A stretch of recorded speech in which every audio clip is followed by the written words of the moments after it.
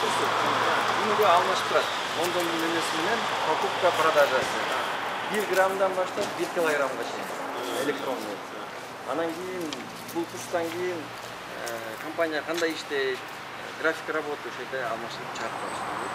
Пока бизде магазин бар. Сатып алуусу 8000 сатып алуусу канча экен? 8400 бирдек экен, 1 граммы. 8429 экен. Продажа 8471. Покупка, пакет. Кайра силер аласыңар да. Оода. Мисалы, клиент кайра өткөрсө келип аласыңар. Кайра сатканы 400. Эбиде салмасқа турат. Камера менен чыгып турат. Бул 1 грамм, 2 грамм, 5 грамм, 10 грамм, 100 грамм, 50 грамм, унция и 20 грамм. Анан килограмм. Килограмм мондел жасадык сертификат менен. 1 килограмм. 1 килограмм. Алып чыгабыз десе, эмесинде жазып беребиз. 1 килограммды деле сатып алса, анан кайра келип, мисалы, жарым жыл, 1 жылдан кийин кайра келип сатам десе, кайра эле аласыңар, Ошо курс менен ала бересиз. Текшерип алып туруп ала бересиңер. Эгерде анализаторубуз бар, тетиги. Ошону жаңы алып келдик, аппарат. Ачылгандан баштап канча суммага алтын саттыңар? 50 миллион саттык. 50 миллионго саттык, где-то 3 миллиондон көп таза киреше алдык. Таза киреше. 1 ай болду ачылганыңарга. 1 ай болду. 1 айда 50 миллион, 3 миллион таза киреше. Значит, дагы көбөйсө 12 айда канча аласыңар ошондо? 50-60 миллион таза киреше алат десеңер. Эсиңерде мен баягы 2 жыл мурун Улуттук банкка ушундай кылып саткыла дегенде алар чыгарып, анан көп сата албай коюшканда анткени паспорт менен деп койгон. Азыр силерде паспорт жок эле сатасыңар да. Каалаган жарандар келип эле сатып ала берсе болот эле, каалаган көлөмдө. Чет өлкөлүк жарандарчы? Чет өлкөлүк жарандар деле алып атабы?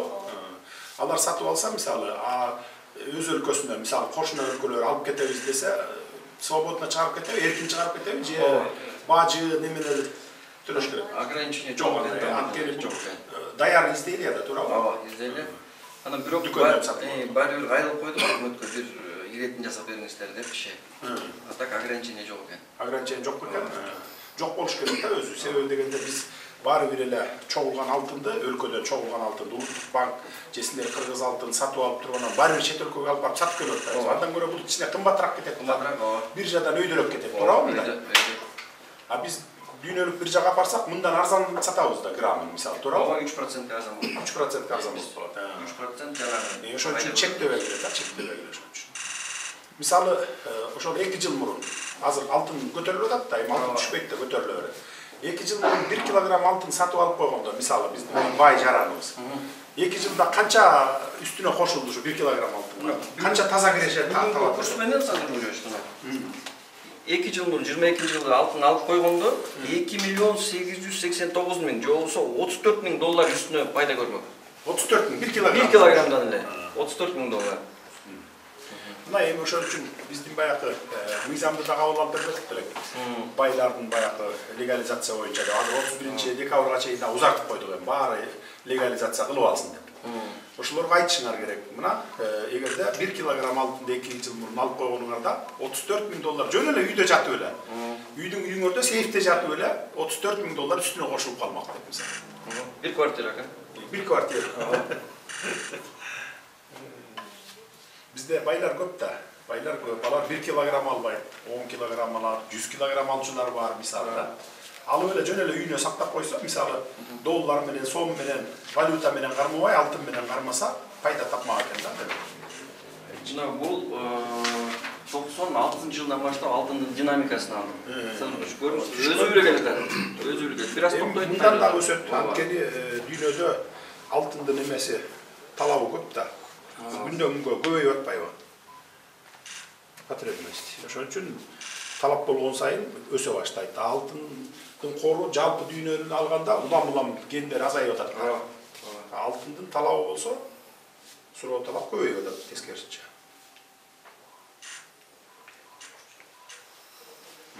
Жерде мына баарын анализ кылып койдук. 1 килограммдан 34 миң доллар болсо, мисалы 100 грамм алып койсо, 3400 доллар жөн эле. Үстүнө кошуп, үйдө жатып эле. Акчаларың болсо ячейкаларда, чет өлкөлөрдө анан үйдө кармап жатат, туурабы? Валюта менен. Алтын менен кармаса, алтын да өзүбүздүн ичибизде калат, Кыргызстандын ичинде и баасы да өсөт.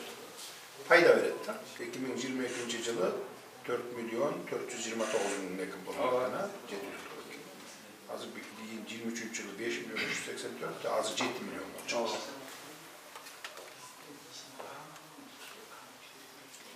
Акыркы бир жылда аябай өстү. Жакшы, ийгилик. Жакшы иштегиле, сак болгула.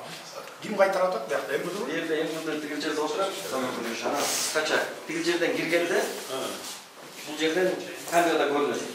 Анан ал сотрудник киргизет. Бир кишини киргизбейт. Бир киши бул жерге киргенде эшик жабылат. Ал кирип соода кылып кетмейинче башка эч ким кирбейт. Күтүп турат. Күтүп турат. Эч ким көрбөш керек, ким канча алып атканын. Ал алып кетет. Тиги накатке чыгат, бияк жабылат, ал арчып кеткенден кийин анан кийинкиси кирет. Ошондой система кылдык бизче. Туура. Бири-бирин көрбөсүн Сак болуш керек. Анан МВДнын сотрудниги бу жерде отурат, камера менен эметилген. Анан бул жерде заведующий магазин үстүп отурат. Бул дагы дополнительно жардам берип турат. Камера бул жерге да чыккан. Бул жерге кичине немерек болсо бул жардам берип, жана крупный партия алганда неметкенде жардам берип өзү. Тиги жерде болсо информационный табло келип кантип сатып алат, таанышып алса болот. Жакшы. Жакшы, ийгилик анда.